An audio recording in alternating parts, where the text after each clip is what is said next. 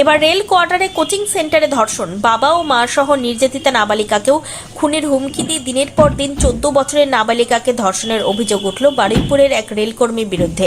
অভিযোগ, বারুইপুর স্টেশন সংলগ্ন রেল কোয়ার্টারে কোচিং সেন্টারে গত 3-4 মাস ধরে এই কাজ করতেন অভিযুক্ত। নাবালিকা এর জেরে মানসিক অবসাদে চলে যায়। মানসিক স্বাস্থ্য কেন্দ্রে নিয়ে গিয়ে নির্যাতিতা ছাত্রীর কাউন্সেলিং করাতে হয়। শেষে পরিবারের গুণধর শিক্ষকের কীর্তি জানায় সে। এরপরেই বারুইপুর থানায় অভিযোগ জানায় নির্যাতিতার পরিবার। পুলিশ অভিযুক্তকে গ্রেপ্তার করেছে। পুলিশ জানিয়েছে ধৃতের নাম বিশ্বনাথ সর্দার। নির্যাতিতার পরিবারের এই অভিযোগ, কোচিং সেন্টারে অন্য মেয়েদের সঙ্গেও এমন করতে অভিযুক্ত।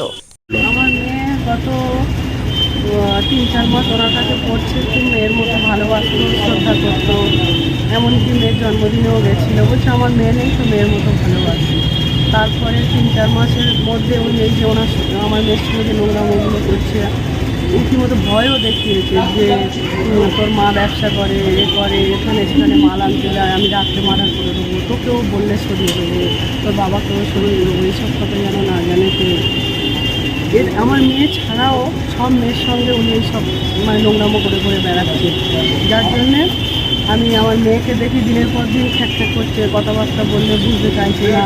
তারপরে আমি জিজ্ঞেস করলাম, মেয়েকে অন্তরায় কাউন্সিলিং করালাম। তারপরে বলছে, মা আমি অনেক ভুল করে ফেলেছি, তুমি কি এর সংশোধন করতে পারবে? তখন বললো, স্যার আমার এই করেছে, তুমি যা ব্যবস্থা ওনাকে ছেড়ো না, যা ব্যবস্থা নেওয়ার তুমি করো।